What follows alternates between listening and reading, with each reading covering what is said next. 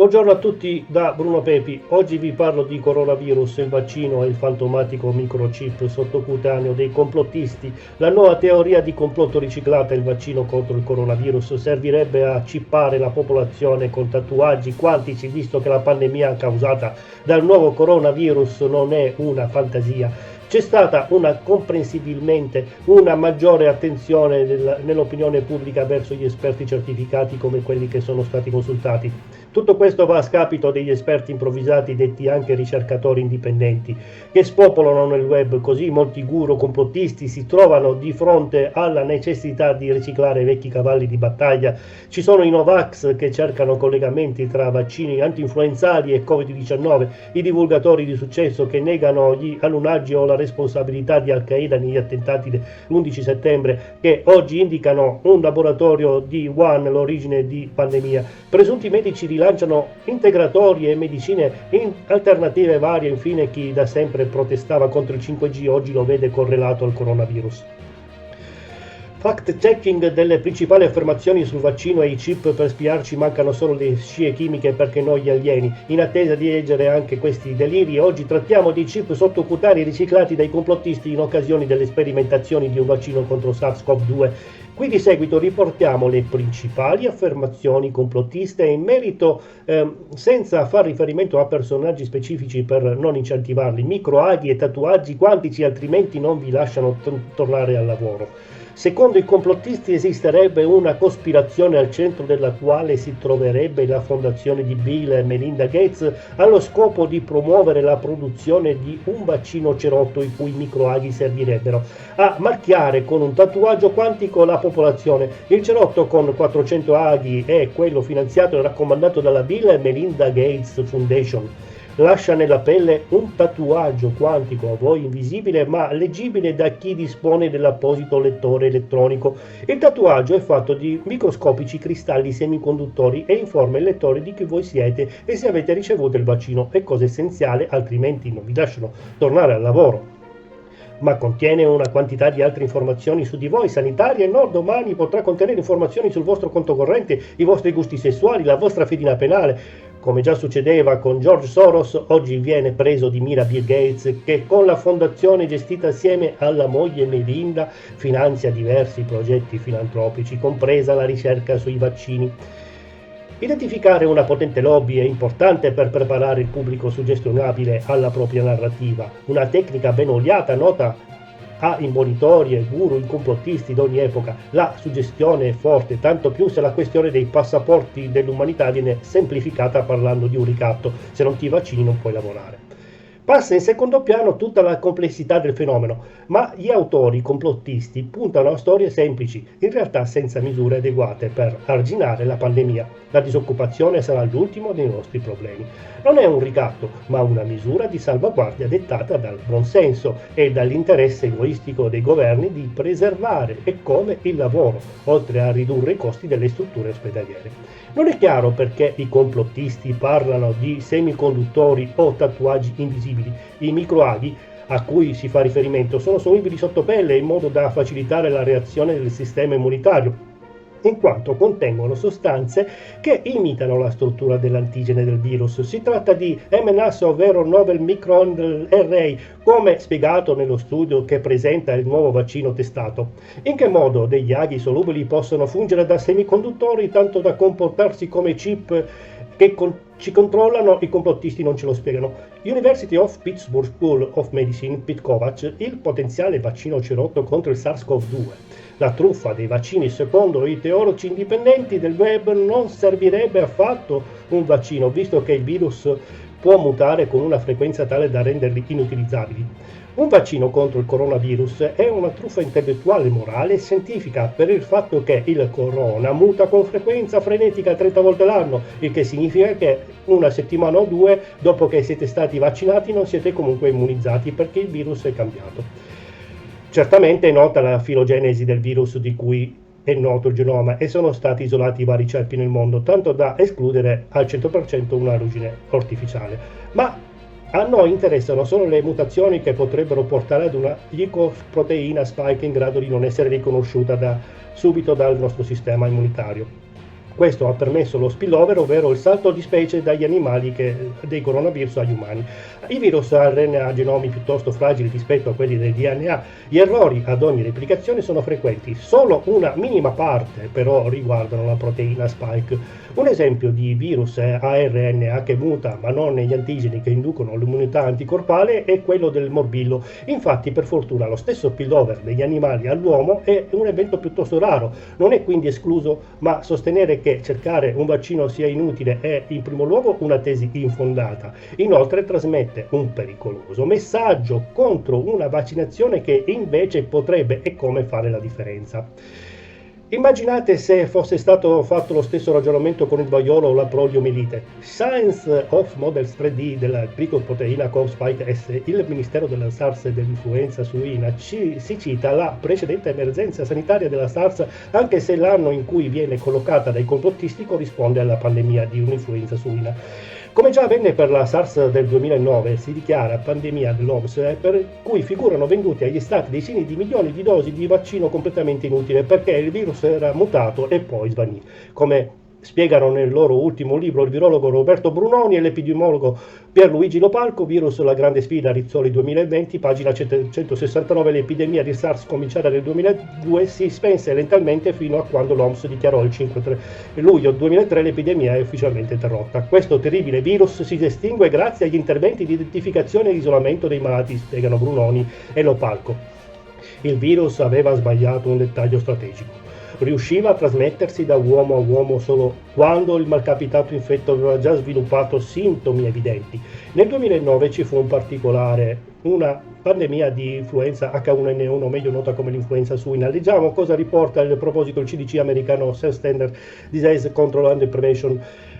Poiché il virus era molto diverso dai virus H1N1 circolanti, la vaccinazione con vaccini influenzali stagionali offriva poca protezione incrociata contro l'infezione. Anche se venne prodotto un vaccino monovalente H1N1 PDM09, non era disponibile in grandi quantità fino alla fine di novembre, dopo che il picco della malattia durante la seconda ondata era arrivato e scomparso negli Stati Uniti. Il 10 agosto 2010, continua il CDC, l'OMS ha dichiarato la fine della pandemia di influenza H1N1, tuttavia il virus PDM H1N1 continua a circolare come virus influenzale stagionale e causa ogni anno malattie, ricoveri, decessi in tutto il mondo. Quindi il virus non è svanito, ma il pericoloso globale sì. Il portale online dell'Istituto Superiore di Sanità Epicentro dà una spiegazione un po' più articolata sulla questione del vaccino. Anche se è disponibile un vaccino per i maiali contro l'influenza suina, non esiste alcun vaccino per proteggere l'uomo dal nuovo virus influenzale di tipo H1N1. Ci sono alcune somiglianze tra il virus influenzale H1N1 umani coperti da vaccino stagionale e il nuovo virus influenzale H1N1, ma le evidenze attualmente non suggeriscono una protezione crociata significativa. Chi non è stato vaccinato verrà deportato. Le misure prese dai governi per limitare la diffusione dei contagi sarebbero in realtà i preparativi di una deriva autoritaria in cui gli untori saranno deportati. Dopo una quarantena e chiusura totale che ha rovinato ciascuno di noi economicamente, i media vi spiegheranno che con il vaccino riaprono i negozi e le fabbriche e voi vedrete il salario, altrimenti no. Segregati e separati anche dai vostri coniugi e figli che possono essere deportati per salvarli da voi infettuntore. La narrazione deve avere una conclusione che possa toccare quante più persone nel profondo. Perché non prendere allora le misure di distanziamento sociale semplificandole? Presto fatto, uno dei massimali esempi di come si possa coinvolgere tutti all'impresa scientifica avvicinando il cittadino comune alla scienza diventa una sorta di premessa di una dittatura volta a controllarci tutti, togliendoci le nostre libertà. Il distanziamento sociale serve a rendere difficile il gioco del virus, impedendogli di provocare nuovi contagi, intasando i reparti di terapia intensiva. Non durerà per sempre e si vorrebbe anche prevenire una seconda ondata alla pandemia. A cosa serve la libertà a un paziente intubato? Come possiamo apprezzare una passeggiata al parco se i nostri pazienti più anziani immunodepressi sono morti? Suggerire derive reazionarie con tanto di deportazioni degli untori va ben oltre la libera opinione, perché invita le persone a violare la quarantena rischiando di vanificare i progressi finora raggiunti.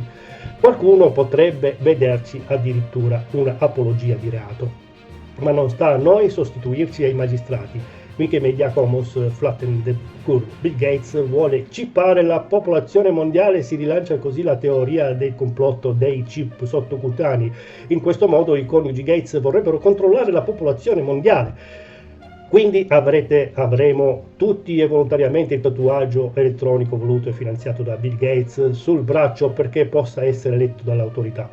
Gli autori, a questo punto, conoscendo le regole del buon marketing, rimangono ai vecchi cavalli di battaglia, aggiornati occasionalmente al trend attuale. Si riparla quindi di chip sottocutaneo, parliamo di un classico del complottismo. Potete leggere un interessante fact-checking del decano dei debunker italiani Paolo Attivismo.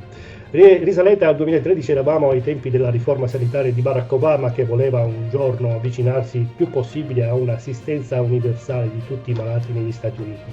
Così in ambito conservatore cominciò a emergere questa nuova tesi di complotto.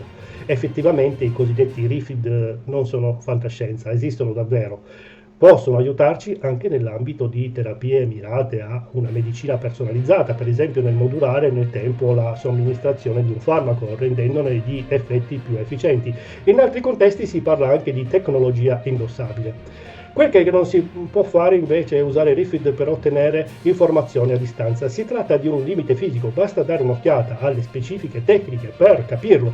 Si basano sui campi elettromagnetici, possono raccogliere dati attingendo dalle onde emesse da dispositivi nelle vicinanze, oppure occorrerebbe una batteria. Parliamo di 13,56 MHz con portate non oltre i 10 cm, ma certo impiantando anche delle batterie o dei pannelli fotovoltaici sulle persone potrebbero funzionare anche per spiarle, sempre che i diretti interessati se ne accorgano. Immaginate cosa non si potrebbe fare con dei microaghi solubili. La fondazione di Bill e Melinda Gates dietro all'epidemia di coronavirus, secondo i complottisti, vogliono censurare la clorochina. Tra gli indizi della cospirazione in atto ci sarebbe la presunta censura della clorochina, la quale sarebbe sufficiente a bloccare definitivamente la pandemia. Altrimenti, secondo i complottisti, non avrebbe senso distribuire un vaccino.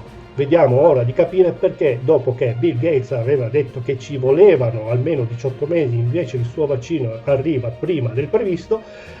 La mia ipotesi che può essere una fake news censurabile dalla Commissione Verità è che ormai i progettisti dovevano affrettarsi perché la clorochina era stata sdoganata da Trump, che ha vinto la cannetta resistenza dell'uomo dei Gates nel governo, Anthony Fauci.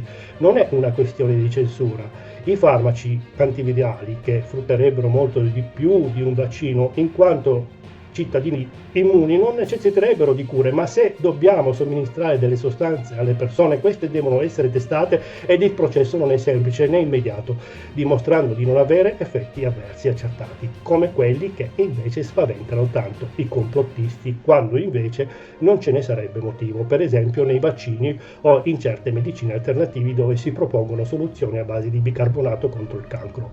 La clorochina, principio attivo già noto per la cura della malaria, è uno dei farmaci ritenuti più promettenti, ma non è privo di rischi. Pensiamo alla coppia di coniugi americani che hanno avuto la sventurata idea di farsi un beverone di clorochina in casa. Il marito è morto e la moglie ha occupato quel letto di terapia intensiva che pensava invece di evitare, togliendo ai pazienti Covid.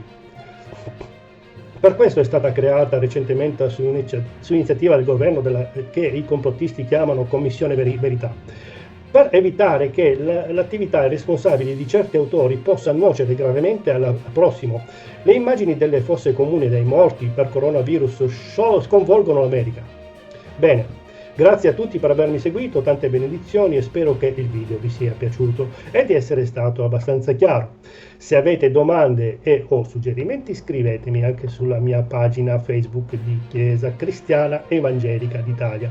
Iscrivetevi anche sul mio canale YouTube, li trovate con il mio nome Bruno Pepi, oppure sul mio nuovo canale dei Salmi, oppure sul nuovo canale della Bibbia Antico e Nuovo Testamento, dove potete trovare tutti i video precedenti sia della serie del Vecchio Testamento che del Nuovo Testamento, con i vari personaggi biblici. Bene, arrivederci da Bruno Pepi al prossimo video.